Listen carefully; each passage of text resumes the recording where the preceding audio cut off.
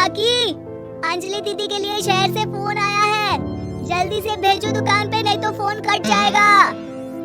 हाँ हाँ बेटा, अभी भेजती हूँ। अंजलि बेटा, तेरे लिए शहर से फोन है। सब काम छोड़ के जल्दी जाके सुन ले, नहीं तो फोन कट जाएगा। हाँ माँ, अभी जाती हूँ। जरूर मीनाक्षी दीदी का फोन आया होगा। हाय अंजलि। नमस्ते दीदी, मेरा मतलब हाय, कैसी हो आप? यहाँ तो सब ठीक है। मामा मामी कैसे हैं? तू कैसी है? मेरे तो एग्जाम्स होने वाले हैं। हर रोज कॉलेज जाना पड़ता है। Lectures, extra classes, private coaching. Oh, मैं तो इतना थक जाती हूँ, क्या बताऊँ। आपकी कॉलेज वाली बहन जी आपको इतना पढ़ाती है, तो घर कब जाती हैं आप दीदी? अरे नहीं नहीं, ये सब सिर्फ मेरी प्रोफेसर ही पढ़ाती। मैं अलग से दूसरे टीचर्स के पास भी पढ़ने जाती हूँ। दीदी, फिर तो आप बहुत थक जाती होगी ना। आप ना पैदल मत जाया करो, टांगा ले लिया करो दीदी। नहीं मेरी भोली बहन, ना मैं पैदल जाती हूँ, ना ही यहाँ टांगा मिलता है। मैं बस से जाती हूँ और थोड़ी दूरी के लिए रिक्शा ले लेती हूँ। सच्ची? वहाँ पर टांगे नहीं, बस चलती है? वाह, वो भी हर रोज? हमारे गांव में भी बस आती है, दिन में 2 बार। यही तो खास बात है शहर की। यहाँ बसें पूरा दिन दौड़ती हैं सड़कों पर। और सिर्फ बसें ही नहीं, कार, स्कूटर और ट्रक भी। और तो और थोड़ी दूरी पर तो हवाई जहाज भी है, जहाँ से हवाई जहाज आसमान में उड़ते हैं। अच्छा दीदी, मैं फोन रखती हूँ। बुआ जी, फूफा जी को मेरा नमस्ते कहना। हाँ माँ, हम लोग शहर में क्यों नहीं रहते? बुआ जी, फूफा जी और मीनाक्षी दीदी तो शहर में ही रहते हैं। अरे क्योंकि तेरे बुआ जी की शादी शहर में हुई थी, इसलिए बेटा। शादी से पहले वो भी तेरे पापा और दादा दादी के साथ गांव में ही रहती थी। तो फिर माँ, मुझे शहर भेज दो ना, मैं भी शहर देखना चाहती हूँ। इतनी बार मीनाक्षी दीदी से शहर के बारे में सुन चुकी हूँ, अब मैं भी वहाँ जाकर देखना चाहती हूँ। बस आप मुझे शहर भेज दो। ठीक है, इस बार गर्मियों की छुट्टियों में कुछ दिन रह आना शहर, अपनी बुआ के घर। अब तो खुश ना? हाँ माँ, बहुत खुश। आप देखना, मैं शहर जाके कितने मजे करती हूँ। अंजलि अगले दिन स्कूल जाती है और वहाँ अपने सारे दोस्तों को अपने शहर जाने की बात बताकर चिढ़ाती है। अरे श्रद्धा, शीतल, सरोज, तुम लोग इन गर्मियों की छुट्टियों में कहाँ जा रही हो? एकादशी वाले गांव के मेले में। हम तो दूसरे गांव में नानी के घर जाएंगे।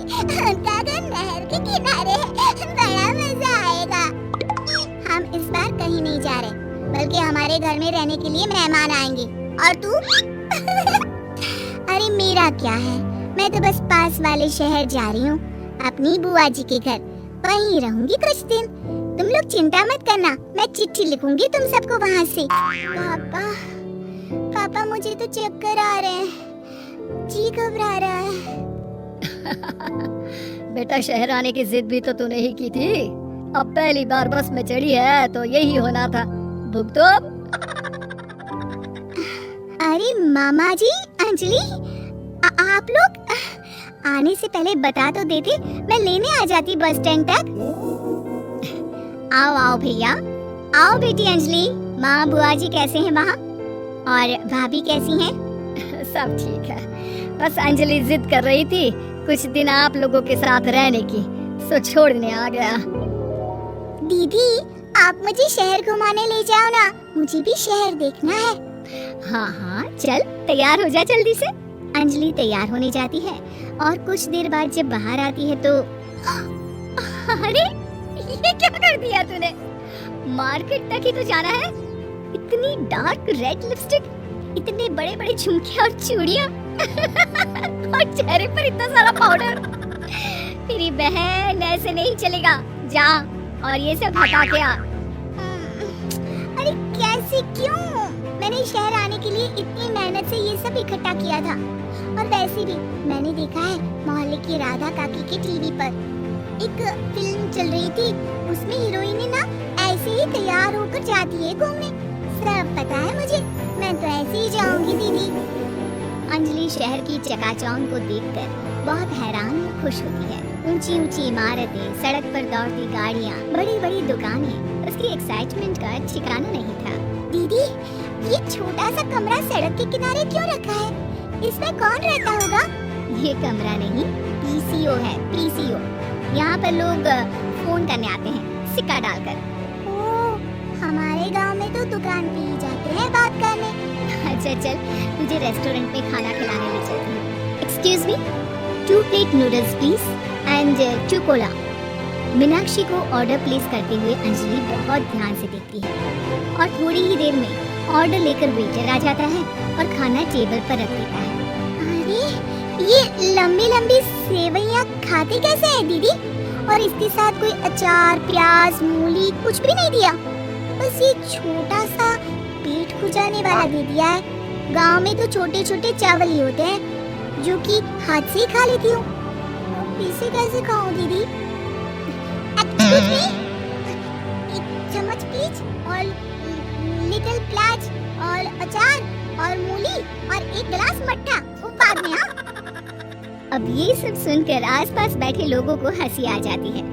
मीनाक्षी भी अपनी हंसी किसी तरह रोकने की कोशिश करती है और वेटर मुस्कुराता हुआ वहाँ से चला जाता है। अंजलि समझ नहीं पाती कि सब किस बात पर हंस रहे थे, लेकिन वो छिप जाती है। दीदी, मुझे लगता है कि मुझे इन सेवइयों को ऐसे ही खा लेना चाहिए, इसी पेट खुजाने वाले कांटे के साथ।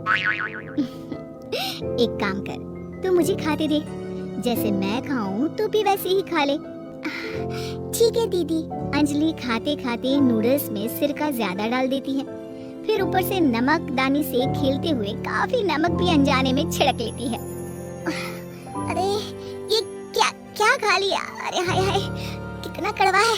पानी पानी, ये काला शरबत ही पी लेती हूँ। और जल्दबाजी में अंजलि जल्दी जल्दी कोला पी लेती है, जिससे उसके नाक में झंझनाहट होती है। दीदी, मुझे ले चलो यहाँ से, मैं ये सब शहरी खाना नहीं खा सकती।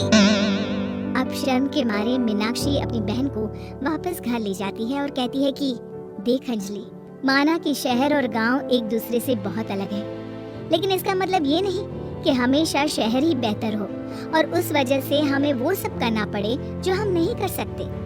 शहर में सहूलतें तो हैं ही, पर चुनौतियाँ भी हैं। हम जहाँ भी रहें, हमें कभी अपने आप को कम या ज्यादा नहीं समझना चाहिए। हर किसी भी नई जगह में ढलने में समय लगता है, उसके लिए तुम्हें दूसरों की नकल करने की कोई जरूरत नहीं है। बेटा, घूम लिया शहर या अभी और घूमना है? नहीं पापा, मैं अपनी गलती समझ गई हूँ, आप गांव ही ले चलिए मुझे।